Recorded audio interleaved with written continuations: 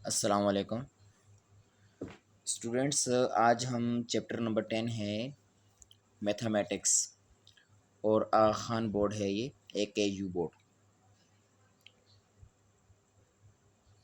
AKU board है, Khan university educational board.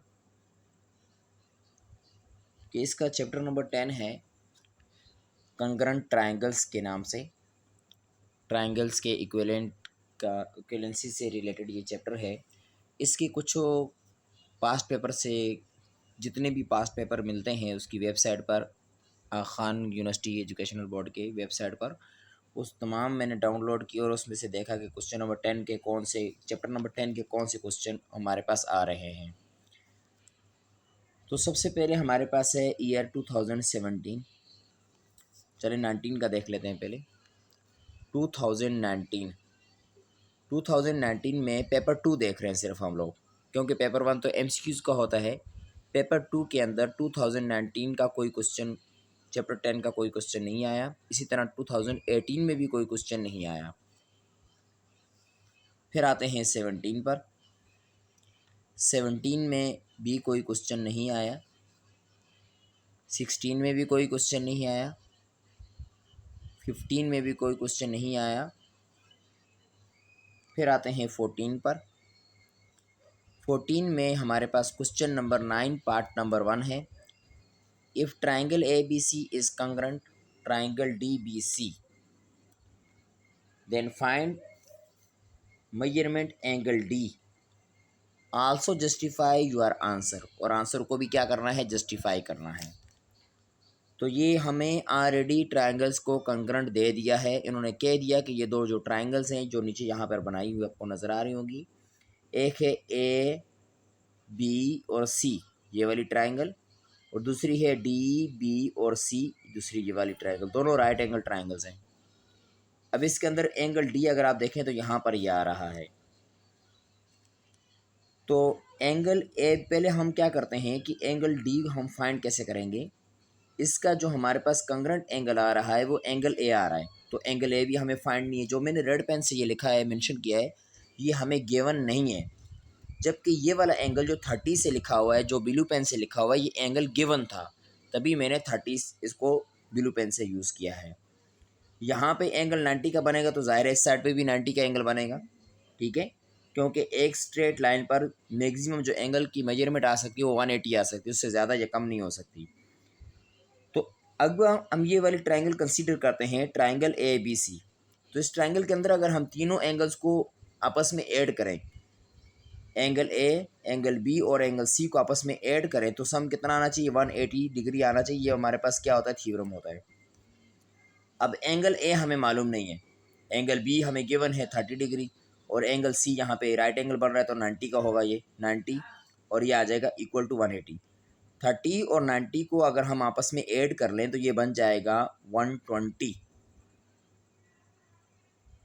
120 बन जाएगा 120, और 120 को जब यहाँ पे लाकर हम माइनस करेंगे तो रह जाएगा कितना, 180 से अगर हम माइनस करें 180 माइनस 120 तो कितना रह जाएगा, 60 डिग्री। तो ये एंगल ए की मेजरमेंट हमारे पास क्या आ गई है, 60 डिग्री आ गई है। सही है। अगर यहाँ पे हमने लिख लिया कि एंगल CA जो है वो 60 डिग्री है, तो अब इसके जो हमारे पास कोरस्पोंडिंग एंगल आ रहा है, एक एंगल ए का कोरस्पोंडिंग एंगल दूसरी ट्रायंगल में कौन सा आ रहा है, एंगल D आ रहा है। तो एंगल ए और एंगल D आपस में बराबर होने चाहिए, और एंगल D की मेजरमेंट भी कितनी होनी चाहिए, 60। अगर ये 60 है तो उसको भी क्या होना चाहिए, 60 डिग्री होना चाहिए। और ये 2 मार्क्स के लिए हमारे पास क्वेश्चन आया हुआ है, 2 नंबर के लिए। तो 2 नंबर के लिए ये जो जितना लिखा है ये भी बहुत है। अब आते हैं कि जितने हमारे पास पेपर्स थे जो आपके एनुअल एग्ज़ाम होते हैं उसके पेपर से कोई सिर्फ ये एक ही क्वेश्चन था जो मैंने सॉल्व कर दिया। अब आते हैं रीसेट पेपर में। रीसेट पेपर में जो आपके इस चैप्टर का पोर्शन होता है, तकरीबन मेजॉरिटी में जो हमें नज़र आया वो ऑलमोस्ट 40 नंबर का नज़र आ रहा है।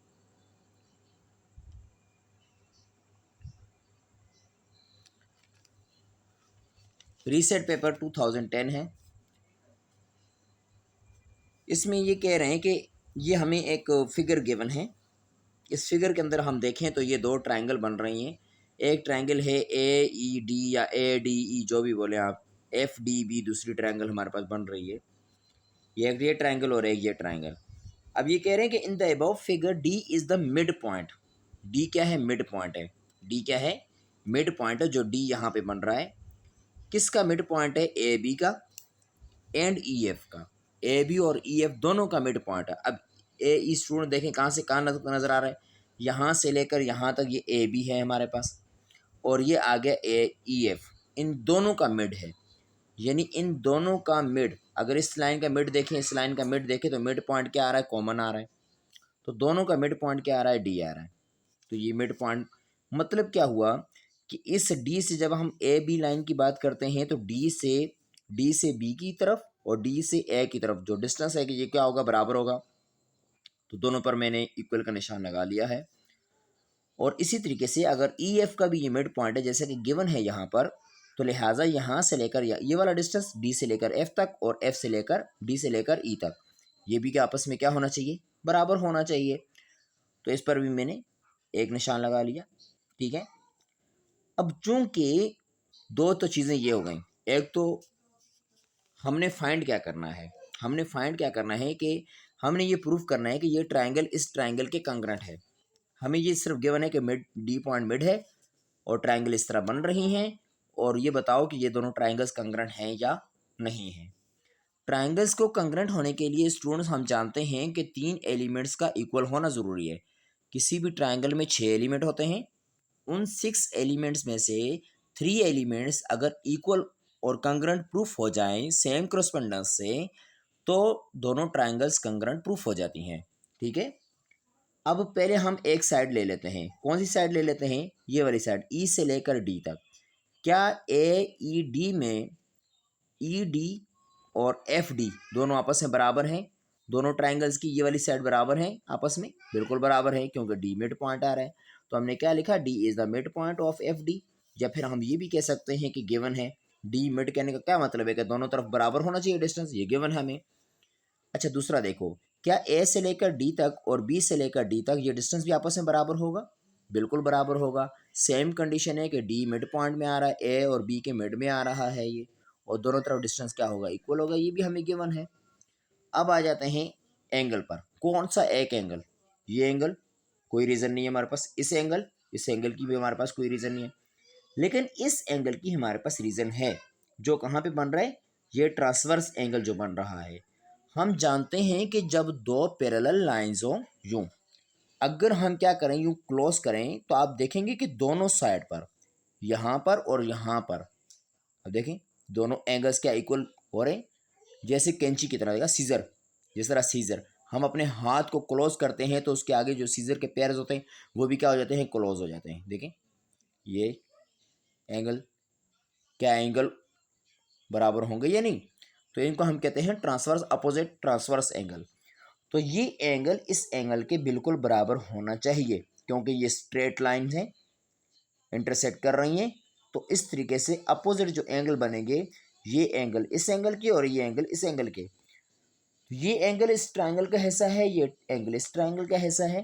लिहाजा ये दोनों भी आपस में क्या होने चाहिए? बराबर होने चाहिए, क्योंकि डी क्या आ रहा है? मिड पॉइंट, कॉमन पॉइंट आ रहा है, या पॉइंट क्या है? इंटरसेक्शन है दोनों लाइंस का, तो उस पर बनने वाले एंगल क्या होंगे? कॉमन होंगे। अब मुझे देख बताएं आप, क्या साइड साइड एंगल या साइड एंगल साइड कहेंगे हम, तो क्या दोनों ट्रायंगल्स कंग्रेंट प्रूफ हो गई? बिल्कुल प्रूफ हो गई, क्योंकि दो साइडें और एक एंगल, दो साइडें और एक एंगल के बराबर है। तो एस ए एस पास्टुलेट या एस एस ए पास्टुलेट जो भी लिखें, तो इससे क्या हो गया? ट्रायंगल्स दोनों क्या हो गई? कंग्रेंट हो गई। लिहाजा कौन से पास्टुलेट से? S A S. अब ये नहीं समझ लें कि सास के पास्टुलेट से, साइड एंगल साइड के पास्टुलेट से। अब आ जाते हैं नेक्स्ट पे। नेक्स्ट हमारे पास क्या है? इन द गिवन फिगर 2011 का है, ये भी रीसेट पेपर है। रीसेट पेपर शायद आप स्टूडेंट जानते होंगे कि जो स्टूडेंट एग्ज़ाम में, जिसे ये सिर्फ जो सहूलत है, फैसिलिटी है, सिर्फ आगा खान यूनिवर्सिटी एजुकेशनल बोर्ड के अंदर है कि अगर जो स्टूडेंट अपने पेपर को इम्प्रूव करना चाहते हैं या जिनका पेपर फेल हो जाता है, जिनका ग्रेड अच्छा नहीं बनता, तो वो अपना पेपर दोबारा से दे सकते हैं। ठीक है। तो ये वो क्या कहलाता है पेपर, रीसेट पेपर कहलाता है। ये रीसेट पेपर 2011 है और पेपर 2 का क्वेश्चन नंबर 13 है। ये जो पेपर का क्वेश्चन नंबर है वो लिखा है मैंने यहाँ पर। तो क्या कहते हैं कि in the given figure triangle A B C is congruent to triangle A P Q. ये दोनों ट्राइंगल, दो ट्राइंगल यहाँ पर गिवन है फिगर के अंदर, और हमें ये कह रहा है कि ये दोनों ट्राइंगल्स क्या हैं, कंग्रेंट हैं। Find measurement B Q, B से लेकर क्यू तक जो लाइन सेगमेंट है उसकी मेजरमेंट फाइंड करनी है, एक काम।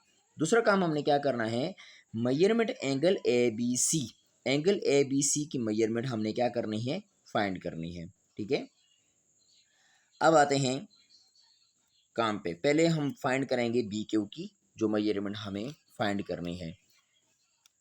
तो पहले जो हमने करना है कि जो बी क्यू की मेजरमेंट है बी से लेकर क्यू तक। अब देखें कि फिगर में बी से लेकर क्यू तक कहाँ है, ये रहा बी से लेकर, ये रहा क्यू, बी से लेकर क्यू तक की मेजरमेंट। ठीक है, ये बी से लेकर क्यू तक की मेजरमेंट है। अब इसमें हमें क्या है कि ये साइड की मेजरमेंट यहाँ पर गिवन है, जो हमने लिखा है यहाँ पर 4 सेंटीमीटर, 4 cm गिवन है, और यहाँ पे हमें गिवन है 7 cm। ये 4 cm है, ये 4 cm, और यहाँ पर 7 cm है। ठीक है, यहाँ पर एंगल गिवन है 35 डिग्री का, यहाँ पर एंगल गिवन है 70 डिग्री का। ठीक है, एंगल 70 डिग्री का है, ये 7 है। यहाँ की मेजरमेंट हमें गिवन नहीं है, लेकिन ये हमें 7, ये 7 गिवन है और ये 4 गिवन है। अब आते हैं किस तरह के, हमने ये कैसे फाइंड किया कि ये भी 4 होगा और ये 7 होगा, ये हमने कैसे फाइंड कर लिया। पहले हम करते हैं एंगल को मेजरमेंट करते हैं। एंगल की जो मेजरमेंट हमारे पास यहाँ पे कितने बन रहे हैं, 70, क्योंकि 35 ये दिया हुआ था 75 का, और यहाँ पे 75 दिया, तो यहाँ पे 70 का एंगल बन, यहाँ पे 70 तो यहाँ पर भी 70 बनेगा। अब यहाँ पे एंगल्स की मेजरमेंट देखते हैं कि यहाँ पर एंगल कितना, यहाँ पे 35 इन्होंने दिया हुआ है, तो यहाँ पे 35 निकल गया था। 35 के सामने यहाँ पर, यहाँ 35 के सामने इन्होंने दिया हुआ कि 4 है, यहाँ 35 के सामने इन्होंने दिया हुआ नहीं है कि यहाँ पे 4 बन रहा है या नहीं बन रहा। तो जब हम ये जानते हैं कि जो एंगल हमारे पास किसी भी ट्राइंगल्स के अंदर जो एंगल होगा उसके अपोजिट साइड जो होगी वो इक्वल होगी मेजरमेंट में। यहाँ पे 35 का है तो यहाँ पर 4 बन रहा है, तो यहाँ पे 35 का यहाँ पर भी कितना बनना चाहिए, 4 बनना चाहिए। ठीक है, जो हमारे पास यहाँ पे देखें 70 के सामने वाली साइड की मेजरमेंट हमें यहाँ पर भी नीड नहीं है हमें। यहाँ के 75 के सामने यहाँ पे 7 बन रहा है, तो अगर यहाँ 35 बन रहा है तो यहाँ पर 70 बन रहा है, तो यहाँ पर 75 बनेगा। तो लाजमी तौर पर यहाँ के सामने वाली इसकी मेजरमेंट भी कितनी होनी चाहिए, 77 cm होनी चाहिए इसकी मेजरमेंट भी। अब यहाँ पे 7 आ गए, यहाँ पर 4 आ गए, तो बी से लेकर क्यू तक की जो मेजरमेंट होगी, बी से लेकर ये क्यू तक, अब ये किसके बराबर होगी, बी से लेकर ए तक और ए से लेकर क्यू तक, बी से लेकर ए तक और ए से लेकर क्यू तक। तो बी से लेकर ए तक 4 है और ए से लेकर क्यू तक कितना है, 7 है। 7 + 4 कितना हो गया, 11 सेंटीमीटर। अब आते हैं एंगल ए बी सी पर, जो बी पॉइंट पर एंगल बन रहा है। अब ये ए पॉइंट पर, जो बी पॉइंट पर एंगल जो बन रहा है ये 75 का, ये हमने कैसे फाइंड किया। ठीक है, यहाँ पर बन रहा था 70 का, यहाँ पर गिवन था 35 का, तो यहाँ पर 35 का बन रहा था। तो इसको जब हमने, अगर इस ट्रायंगल को यूं पलटेंगे तो ये साइड यहाँ पर आती है, ये वाला एंगल का कोरस्पॉन्डिंग एंगल ये है, ये ना कि ये वाला का ये है। तो यहाँ 35 का, तो यहाँ 35 का, 70 हमें गिवन है, तो यहाँ पर कितने का बनना चाहिए, 75 का बनना चाहिए। कैसे, अब ये दोनों तो हो गए। अब हमने कैसे निकाला, ये तो इससे कोरस्पॉन्डिंग से आ गया, क्योंकि दोनों ट्राइंगल उसने क्या दे दिया, कंग्रेंट है। अगर दोनों ट्राइंगल कंग्रेंट है तो कोरस्पॉन्डिंग एंगल्स और साइड क्या होनी चाहिए, इक्वल होनी चाहिए। ये तो कंडीशन हमें मालूम है।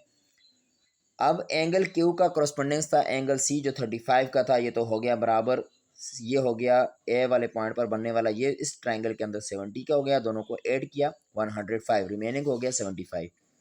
70 एंगल ए 70 है, बी हमें मालूम करना था, ये वाला बी मालूम करना है, और सी कितना गिवन है, 35 गिवन है।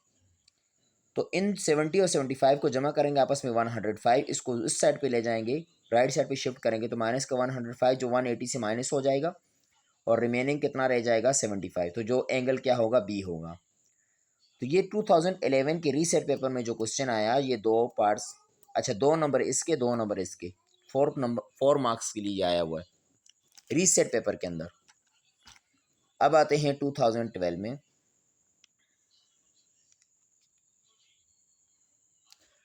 2012 में क्वेश्चन नंबर 9 है, पेपर 2 का क्वेश्चन नंबर 9 है। Given the triangle I J K is congruent, sorry triangle नहीं, triangle I J K is congruent to triangle L M N, find. ये दोनों ट्राइंगल्स क्या हैं, कंग्रेंट हैं, और इनमें कुछ फाइंड करने के लिए बोला हुआ है। अब इसके नीचे दो ये जो पार्ट्स हैं, इसी के पार्ट्स हैं, 1 है और नीचे 2 है। ये जो आपको नजर आया, एंगल एल फाइंड करना है और लेंथ जे से लेकर के तक फाइंड करनी है। अब इस ट्रायंगल के अंदर हमें गिवन क्या क्या था। यहाँ पर एंगल इसने लिखा हुआ है 96, तो सामने की इसने मेजरमेंट नहीं लिखी हुई, ठीक है। और यहाँ पर इसने एंगल की मेजरमेंट नहीं लिखी हुई है, ठीक है। 2 साइड हैं, ये साइड की जो मेजरमेंट 9 cm है, यहाँ पर इसने गिवन थी, इसको यहाँ पर गिवन है, ठीक है। यहाँ पर 9 cm गिवन है, यहाँ पर 6 cm गिवन है और यहाँ पर 8 cm गिवन है। जो गिवन है स्टूडेंट उसको मैंने ब्लू पेन से लिखा है, और जो फाइंड किया है मैंने खुद से उसको रेड पेन से मैंने शो किया हुआ है। यानी 6 cm यहाँ पर गिवन था, 8 cm भी यहाँ पर गिवन था, और इस ट्राइंगल के अंदर M से लेकर N तक 9 cm गिवन था। यहाँ पर एंगल 50 का गिवन है, यहाँ पर एंगल 34 डिग्री का गिवन है, ठीक है। रिमेनिंग एंगल ये 96 का मैंने खुद फाइंड किया है।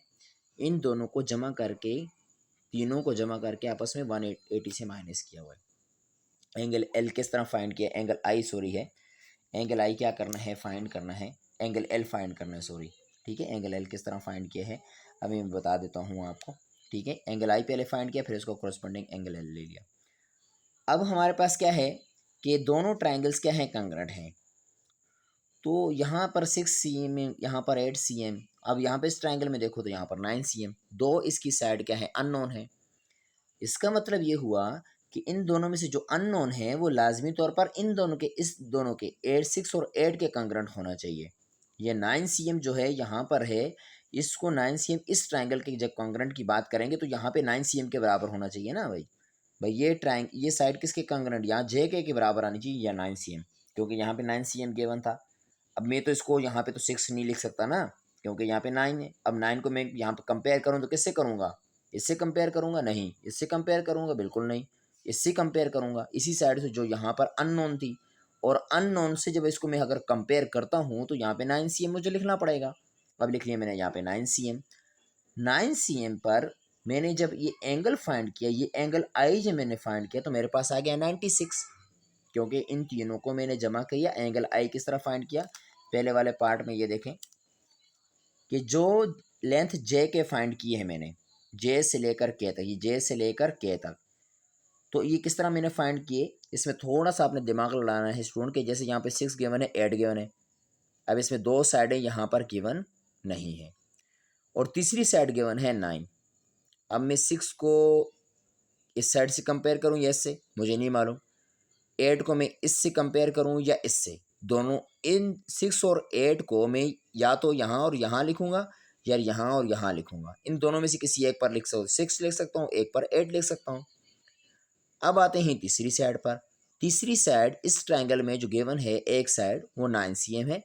अब इस 9 cm को मैं कहाँ कंपेयर करूँगा, 8 के साथ, हरगिज़ नहीं, ये तो 8 cm है। इस 9 को मैं कंपेयर करूँगा 6 से, बिल्कुल नहीं, ये तो 6 है। इस 9 को मैं कंपेयर करूँगा इस साइड से जो गिवन नहीं है, तो तब मैंने यहाँ पर 9 cm लिख लिया है। अब आपको समझ आ गया होगा कि ये किस तरह पता चला कि यहाँ पे 9 cm, यहाँ पे 9 cm, और अपोजिट 9 cm का जो अपोजिट एंगल कितना बन गया, 96 बन गया। तो यहाँ पर भी 9 cm का अपोजिट एंगल कितने का बनना चाहिए, 96 का बनना चाहिए। यानी एंगल आई जितना होगा उतना ही क्या होगा, एंगल एल भी होगा। तो जो मुझे ये साइड मालूम चल गई जे से लेकर के तक, वो तो कंपेरिजन कंकरेंट की सीक्वेंस से पता चल गई कि दो साइडों को कंकरेंट अगर इन दोनों के करते हैं तो तीसरी को इसके बराबर या 9 cm होना चाहिए। अब आते हैं एंगल एल पर कि एंगल एल जो हमारे पास है इस ट्रायंगल में, जो दूसरी ट्रायंगल थी एल यहाँ पे था, एंगल एल था, और एंगल आई यहाँ पे है हमारे पास। एंगल एल फाइंड करने का ये बोल रहा है, ठीक है। तो पहले हम फाइंड करेंगे एंगल आई, कि एंगल आई कितना है, क्योंकि 9 cm के अपोजिट, 9 cm के अपोजिट एंगल एल, 9 cm के अपोजिट एंगल आई। तो अगर एंगल आई मालूम हो जाए हमें, पहले मैंने एंगल आई कैसे फाइंड किया, अब देखते हैं एंगल आई के लिए। तो एंगल आई के लिए मैंने क्या किया, 180 से माइनस किया। रिमेनिंग दो एंगल कौन से थे, 50 और 34 थे। ये 50 था और ये 34। तो 180 में से 50 और 34 के सम को मैंने माइनस किया।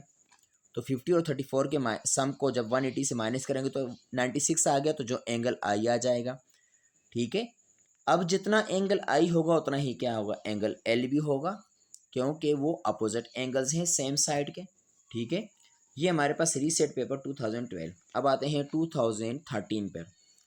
2013 में इस रीसेट पेपर में इस एक्सरसाइज से, यानी कंग्रेंट ऑफ ट्राइंगल से कोई क्वेश्चन नहीं आया, ठीक है। Students, best of luck for papers. जितने भी मोस्ट पॉसिबल केसेस हैं, पेपर देखकर भी आपको पता चल गया होगा कि चैप्टर 10 से किस तरह का क्वेश्चन पूछा जा सकता है और किस तरह का आपके एग्ज़ाम में आता है, ठीक है। आई होप कि आपको तकरीबन समझ आ गया होगा। अल्लाह हाफिज़।